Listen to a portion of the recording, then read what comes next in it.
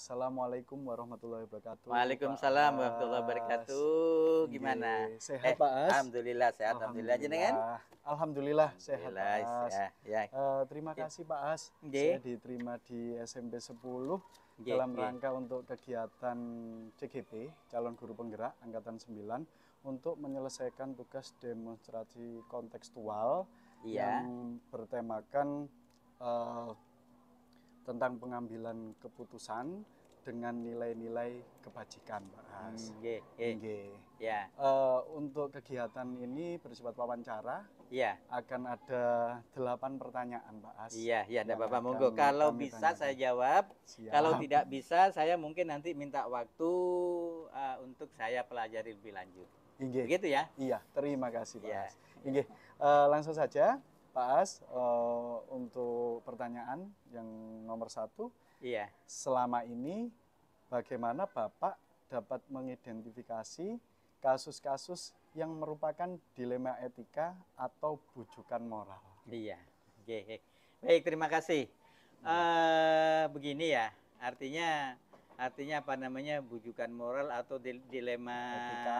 Dilema apa namanya? Etika. Dilema etika itu memang sebuah persoalan yang ya seringkali muncul di sekolah gitu ya. Seringkali muncul di sekolah. Dan itu memang butuh penyikapan yang harus hati-hati dan sangat bijaksana. Iya. Karena kepleset sedikit saja itu nanti malah tidak menjadi karu-karuan.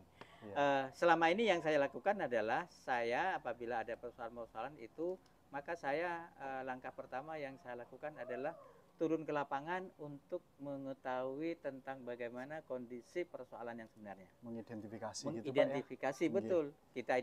Kita identifikasi dulu seperti apa sih persoalannya, seperti apa sih apa namanya kok terus muncul hal yang semacam ini itu. Nah, setelah identifikasi, mungkin setelah itu nanti akan ada tindakan-tindakan selanjutnya. Iya. Yang jelas yang kami lakukan adalah mengidentifikasi dulu. Identifikasi, nggih. Betul, Kemudian baru itu. validasi, baru ada nanti mungkin saya harus begini itu. Nggih. Itu. Gitu. Jadi seperti itu kurang lebihnya. Nggih, Pak As. Berikutnya untuk pertanyaan yang nomor 2, Pak As. Selama ini bagaimana Bapak menjalankan pengambilan keputusan di sekolah, terutama untuk kasus-kasus di mana dua kepentingan yang sama-sama benar ataupun sama-sama mengandung nilai kebajikan, Bapak? Iya. Oke, terima kasih. Jadi apa namanya, untuk menyelesaikan persoalan yang semacam itu, ya. Jadi untuk menyelesaikan persoalan yang semacam itu, maka kita yang utama itu adalah kembali kepada peraturan. Karena sebagai landasan ya, Pak, ya? Landasan kita di dalam bekerja itu adalah semuanya aturan. Itu. Ya maunya kita barangkali kadang-kadang kita mungkin Kak Popo ngene ae. Iya. Tetapi kadang-kadang bisa jadi yang ngene ae itu menurut kita benar saat itu ternyata menjadi sebuah keputusan yang salah. Iya. Karena tidak ada dasar aturannya. Iya. Tapi kalau kita kembalikan kepada dasar aturannya, maka kita insya Allah aman, bekerja juga tenang, ya. Karena apa namanya? Karena kita bekerjanya sudah berdasarkan ketentuan yang ada. Iya, berarti merujuk kepada Baidrul alias peraturan betul, yang sudah betul. ada. Itu adalah landasan kita di dalam bekerja. Itu. Luar biasa, Pak As. Iya. Pertanyaan yang nomor 3, langkah-langkah atau prosedur seperti apa yang biasa Anda lakukan selama ini, Pak As? Ya, artinya prosedur yang saya lakukan seperti yang saya ceritakan di atas tadi, bahwa kita akan mencari data dulu. Ya. Mencari data sebanyak-banyaknya. Kita apa namanya? Kita validasi, ke lapangan untuk memvalidasi terhadap terhadap persoalan yang ada. Itu jadi sak temeni ke opo kan begitu. Iya, betul. Sebetulnya persoalan ini seperti apa sih kan begitu. Sehingga nanti kalau kita sudah turun ke lapangan maka kita akan mengetahui oh ternyata persoalannya seperti ini. Nah, kalau kita sudah tahu persoalan seperti ini, maka nanti kita akan bisa menindaklanjutinya dengan mungkin kebijakan yang apa namanya yang sama-sama mengenakan ya. Terutama mungkin kalau di sekolah kita ada keberpihakan terhadap murid ya, Pak ya. Betul itu. Ya terutama barangkali karena selama ini kan kesan pendidikan kan masih apa namanya, egosentris dari atas kepada bawah ke Iya. bawahan kan. Iya. Artinya untuk merubah paradigma pola pembelajaran yang selama ini berpusat kepada guru kan juga masih Teacher berjalan centris agak ya. lamban kan Iya, begitu. iya. Ya. Iya. Karena mungkin Bapak Ibu guru sudah kadung nyaman dengan teknik seperti itu. Iya. Kadung nyaman sehingga tidak mau merubah lagi gitu ya. Betul. Iya. Iya Pak As, kita lanjut diskusi bincangnya luar biasa juga Ya, pada ya. hari ini. Yang berikutnya adalah yang keempat, hal-hal apa saja yang selama ini Anda anggap efektif dalam pengambilan keputusan pada kasus-kasus dilema etika? Ya. Oke, terima kasih. Jadi apa namanya? Jadi hal-hal yang dianggap efektif itu Ya. pada saat penanganan kasus dilema etika itu adalah apa namanya? Ya kita banyak berkomunikasi. Komunikasi. Komunikasi, karena kuncinya persoalan itu kan harus kita komunikasi. Kalau tidak ada komunikasi, maka salurannya kan buntu Betul. gitu ya. Sehingga semuanya apa ya, sama-sama maunya menang sendiri. Betul. Tapi Kadang kan paradigma individu lawan masyarakat, betul, rasa keadilan ya. lawan kasihan, ya Pak ya, Iya, rasa iya. kasihan, kebenaran lawan kesetiaan, Iya. kemudian jangka pendek lawan jangka panjang. Ya, jadi seperti itu pada akhirnya. Jadi tapi kalau kita mampu berkomunikasi, maka saluran-saluran yang bisa kita cari untuk menyelesaikan persoalan itu akan ketemu. Gitu, Itu. Ya. Siap. Jadi sekali lagi dengan komunikasi maka kita siap untuk apa? Merendah Ya. dalam rangka untuk mendapatkan informasi yang sebanyak-banyaknya dan yang sebaik-baiknya dalam rangka untuk penyelesaian persoalan-persoalan, apakah itu juga mungkin persoalan yang ada di sekolah atau di masyarakat ataupun di dalam kehidupan kita. Kurang lebih seperti itu. Ya. Ini saya note Pak. Komunikasi. Iya. Oke, berikutnya yang nomor 5, hal-hal apa saja yang selama ini merupakan tantangan dalam pengambilan keputusan pada kasus-kasus dilema etika? Ya. Tantangan, Bapak. Iya. Ya, artinya di dalam setiap persoalan itu di samping juga ada jalan keluar, pasti juga ada tantangannya begitu ya. Betul. Nah, tantangan biasanya artinya pada saat kita sudah mengeluarkan sebuah kebijakan, kemudian ternyata tiba-tiba kemudian tidak diterima oleh semua orang, maka itu akan menyebabkan kita itu merasa, wah, apa ada yang salah? Siapa yang salah? Saya yang salah atau yang menerima terhadap kebijakan saya di dalam menerima terhadap apa namanya kebijakan yang saya keluarkan. Jadi saya harus berpikir ulang. Intinya adalah bahwa pada saat kita mengambil kebijakan kemudian ada yang menolak, nah itu adalah tantangannya di situ. Oh, gitu ya. Itu Pak, ya. Ya, tantangannya. Makanya seperti tadi kembalikan tadi, kita butuh komunikasi tadi. Komunikasi. Siap. Oke, pertanyaan nomor 6, apakah Anda memiliki sebuah tata cara atau jadwal tertentu dalam sebuah penyelesaian kasus dilema etika? Apakah Bapak langsung menyelesaikan di tempat atau memiliki sebuah jadwal untuk menyelesaikan bentuk atau prosedur apa yang dijalankan? Saya kalau mau menyelesaikan sebuah persoalan itu melihat situasi dan kondisinya. Artinya melihat situasi dan kondisinya bagaimana persoalan itu. Kalau menurut saya saat itu persoalan ini harus selesai hari ini. Maka tanpa harus buat jadwal, maka hari itu juga sudah selesai. Harus tuntas ya Pak. Harus tuntas. Tapi kalau memang masih memerlukan kita sama mendengarkan pendapat dari orang lain dan sebagainya, maka penyelesaian persoalan itu kita jadwalkan, kita rapatkan dulu dengan terutama dengan staf-staf saya, sehingga nanti kita bisa mendapatkan solusi yang terbaik. Iya, berarti sesuai dengan situasi kondisi. Situasi dan kemudian masalahnya seperti apa itu jadi Betul, itu. Oke. Mas, kemudian yang nomor 7 Pak As. Ya. Adakah seseorang atau faktor-faktor apa yang selama ini mempermudah atau membantu Anda dalam pengambilan keputusan dalam kasus-kasus dilema etika? Ya, yang jelas orang-orang yang sangat membantu saya pada saat mendapatkan problem yang terkait dengan dilema etika, maka saya lebih banyak berkomunikasi dengan staf-staf saya. Kemudian guru senior mungkin juga, setelah itu baru dengan seluruh stakeholder yang ada. Ada pun CGP di sini ya Pak ya, banyak ya. TGP kita kan masih baru angkatan pertama di sini. Iya. Ya. Baru nanti mungkin angkatan kedua mungkin masih ada lagi gitu ya. Itu terkait juga berarti keputusannya juga ada paradigma bagaimana membuat keputusan ya, berarti dengan melibatkan waka, ada guru penggerak juga. Kemudian ada prinsip membuat keputusan sama langkah pengambilan keputusan dan uji dalam pengambilan keputusan nggih Bapak nggih. Iya. Kemudian Pak As nomor 8 yang terakhir ini Pak As. Oh iya. Pada hari ini dari semua hal yang telah disampaikan, pembelajaran apa yang dapat Anda petik dari pengalaman Anda mengambil keputusan dilema etika? Ya.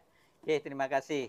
Jadi untuk apa namanya? Untuk hikmah lah gitu ya. Hikmah dari apa yang bisa kita dapatkan dari kita berproses dengan mengambil sebuah keputusan yang terkait dengan dilema etika ini adalah bahwa yang pertama dalam situasi yang kurang menguntungkan itu kita hendaknya berpikir waras. Berpikir waras artinya berpikir sehat. Jangan mengambil kebijakan, jangan mengambil sebuah keputusan pada saat kita sedang emosi. Karena bisa jadi pada saat sedang kita emosi, maka kita tidak berpikir sedang dalam kondisi yang sehat. Sehingga bisa jadi keputusannya salah. Nah, itu yang pertama. Yang kedua, dengan kita semakin banyak berkomunikasi dengan orang-orang yang ada di sekitar kita, maka setiap persoalan yang muncul itu, insya Allah itu akan lebih mengamankan kita di dalam melaksanakan kebijakan itu. Iya. Mungkin itu secara garis besar yang bisa kita dapatkan dari pengambilan kebijakan dalam posisi yang dilematis itu. Iya.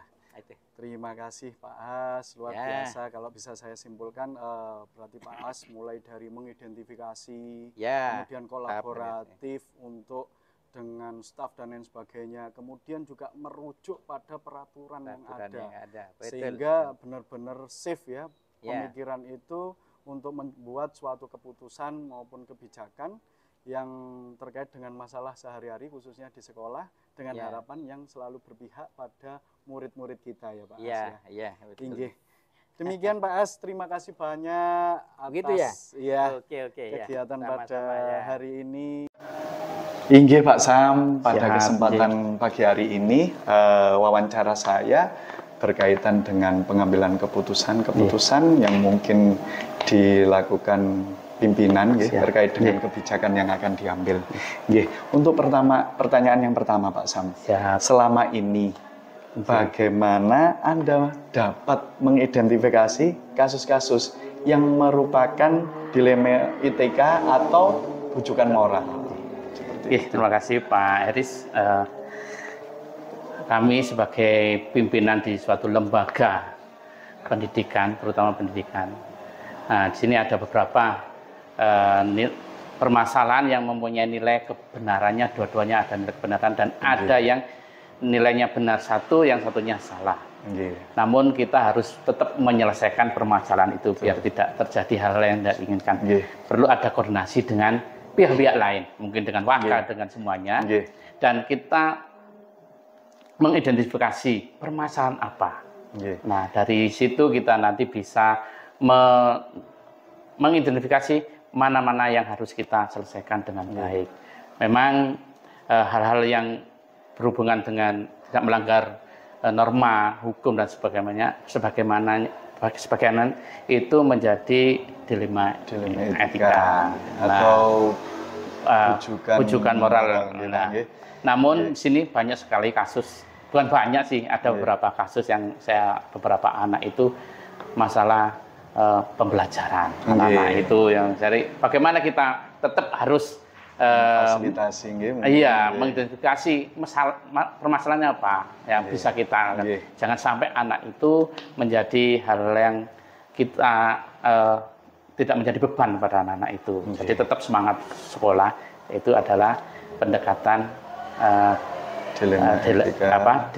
dilematika dan rujukan moral.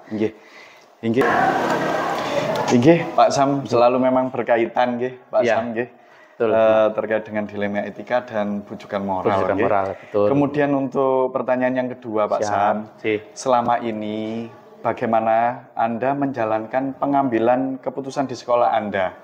Ya. Terutama untuk kasus-kasus di mana ada dua kepentingan yang sama-sama benar atau sama-sama mengandung nilai kebajikan. Ya. Terima kasih Pak Iris. Dalam pengambilan keputusan terkait dengan hal-hal yang sama-sama mempunyai nilai benar. Nah, namun akan tetapi kan kita harus mencari mana yang untuk bisa bermanfaat untuk orang banyak dan mana yang tidak untuk orang banyak. Nah, ini perlu koordinasi dengan teman-teman yang lain. Kenapa pengambilan keputusan itu apabila kebijakan itu salah dalam menentukan berakibatnya lebih fatal, bahkan bisa menimbulkan masalah yang akan datang. Namun kita menghindari semuanya.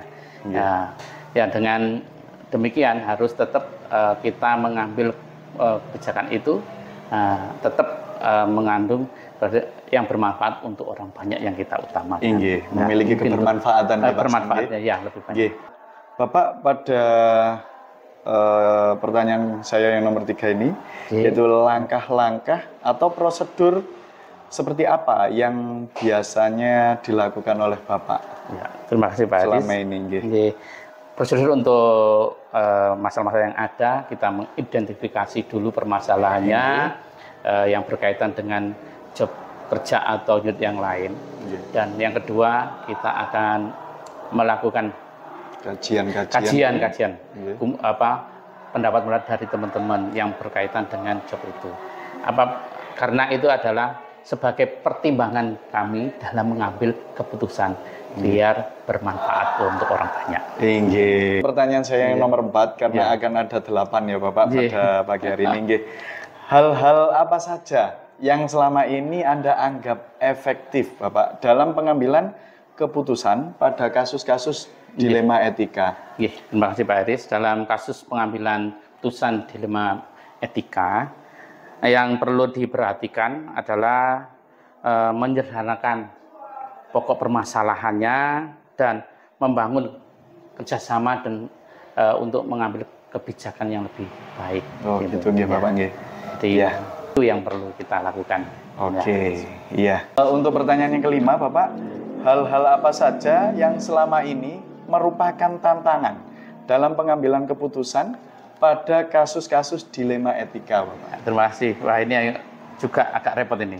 Tantangannya adalah bagaimana pada tatanan semua kedua belah pihak itu bisa menerima hasil dari dan puas gitu mungkin putusan itu. Dan ini berkaitan dengan endingnya adalah berpihak pada anak didik atau peserta didik atau murid. Luar biasa Pak. Nomor 6 Bapak. Pak Iris. Apakah Anda memiliki sebuah tata kala atau jadwal tertentu dalam sebuah penyelesaian kasus dilema etika? Apakah Anda langsung menyelesaikan di tempat atau memiliki jadwal untuk menyelesaikannya, Pak? Bentuk atau prosedur seperti apa yang Anda jalankan di sekolah? Terima kasih Pak Iris ini. Kalau jadwal tidak ada. Gitu ya Pak ya. Kenapa? Kalau jadwal kan berarti kan sudah ada kasusnya. Namun memang di sekolah, di lembaga itu Pak ada saja kasus-kasus yang harus kita selesaikan. Tergantung urgenitasnya. Yang penting mana yang harus kita dulukan. Nah, tapi harus ada Pak, ya? Iya, prioritas mana dan harus ada keputusan. Dan hasil itu harus bisa diterima oleh kedua belah pihak. Jadi biar cepat selesai, biar mengurangi kasus yang lain. Biar tujuannya adalah juga pada siswa kembali lagi. Gitu, Pertanyaan nomor 7, Bapak. Betul.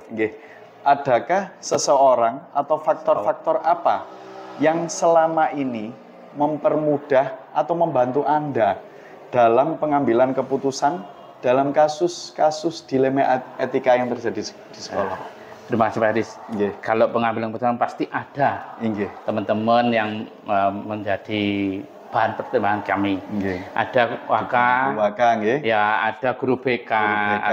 Paradigma baru adalah dari guru penggerak. Guru penggerak ya. Ya, Oh, Pak Iris, berarti ya. sudah ada tahapannya nih. Sudah ada tahapannya, nggih. yaitu salah Mulai satunya dari ada paradigma, prinsip, prinsip pengambilan keputusan, terus sama langkah pengambilan keputusan dan pengujian kan. Ya, termasuk pengujian itu perlu memang teman-teman ini yang guru penggerak ini karena ilmunya lebih banyak lagi karena ditempa kurang lebih 3 bulan lebih ya. 6 bulan, Bapak. 6 bulan, 6 bulan. Itu makin makin kuat dalam pengambilan keputusan. Oke, yang ke-8 Bapak. Terakhir ini. Ya. Dari semua hal yang telah disampaikan, siap, Pak Iris. Pembelajaran apa yang dapat Anda petik dari pengalaman Anda mengambil keputusan dilema etika, Pak? Ya. Terima kasih, Pak Iris. Ini pertanyaan ke-8 terakhir. Dalam pengambilan keputusan dilema etika, pertama adalah memahami konteks permasalahan atau mengidentifikasi permasalahan yang ada. Yang kedua adalah berkoordinasi dengan teman-teman yang lain, waka, semuanya BK dan guru penggerak yang ada di sini untuk menjaga keharmonisan tempat kerja. Yang ketiga adalah apapun hasil keputusan itu adalah harapannya berpihak pada siswa sesuai dengan kurikulum Merdeka. Filosofi Ki Hajar nggih, Pak. Iya, seperti